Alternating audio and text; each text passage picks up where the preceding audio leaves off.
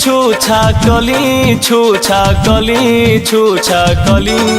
भैया के साली हऊ तोहरा के धली अच्छा उठेला मन में हिलो काहे हो बड़ू तू तो न जगो सटा हला तू आगे पीछे है सटा हला तू आगे पीछे है सटा हला तू आगे पीछे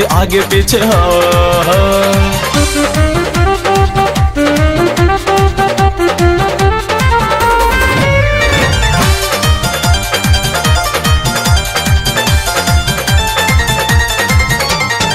तू कुवार बड़ू हम कुवार बनी खेले द खेला आज नु हो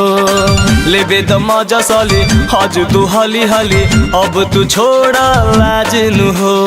दीदिया देख ली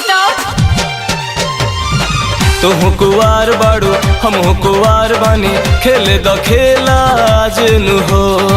लेबे द मजा साली आज तू हाली अब तू छोड़ा आज नु हो भरल बरस पोरे पो बड़ू तू तो न जगो सटा हला तू आगे पीछे है सटा हला तू आगे पीछे है सटा हला तू आगे पीछे है।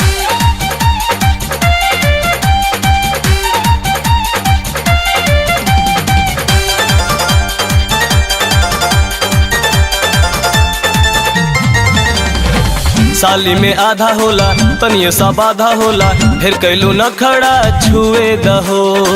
अब ना सोहात बाटे कुछ ना बुझात बाटे धौ के कॉलेब जबरी नु हो ते दीदिया से कह दे साली में आधा होला तनिए सा बाधा होला ढेर कैलू न खड़ा छुए दहो अब ना सोहात बाटे कुछ ना बुझात बाटे धौ के कॉलेब जबरी नु हो करना मनवा कटो बाड़ू तू इतना जगो सटा हला तू आगे पीछे है सटा हला तू आगे पीछे है सटा हला तू आगे पीछे हो।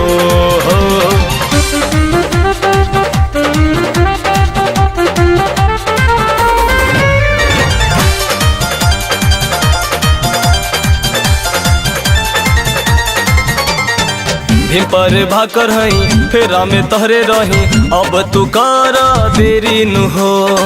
सोचे ले अनुरागी लहजे हमरो लागी काम हो जाई अंधेरी नु हो रउआ तो खाली ओही फेरा में रहिले पर भाकर हई फेरा में तहरे रही अब तू कर देरी नु हो सोचे ले अनुरागी लहजे हमरो लागी काम हो जाई अंधेरी नु हो कबले करी हम जो मान जा बड़ू तू इतना जगो सटा हला तू आगे पीछे है सटा हला तू आगे पीछे है सटा हला तू आगे पीछे हो। अच्छा आवा।